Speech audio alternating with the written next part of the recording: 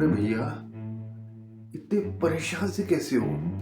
वो क्या कहते हैं इंग्लिश में, व्हाट हैपेंड? हाँ, what happened to you? I am under the weather. Under under underwear कह रहा है? अरे पैर रखा है, अंडर बनियान भी और अंडरवेयर भी, सब पैर रखा है। I mean, I feel out of sorts. Out? कौन आउट हो गया भाई? कौन से मैच में आउट हो गया? Oh, I look poorly. Oh oh, you need money.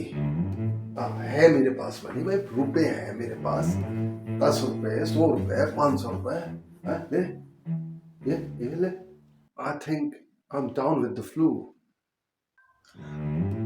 Down, up, down. अरे तू तो खड़ा है भाई, डाउन कितने है? मैं भी खड़ा हूं। I look as pale as a ghost. Ghost? हा, मैं नहीं रहता भूत से।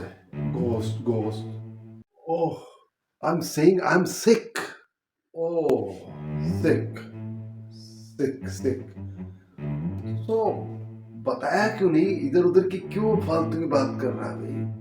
मुझे नहीं आती तेरी ये एडवांस इंग्लिश समझ में। सीधा कह कि I am running fever, from fever, और आई एम सिक।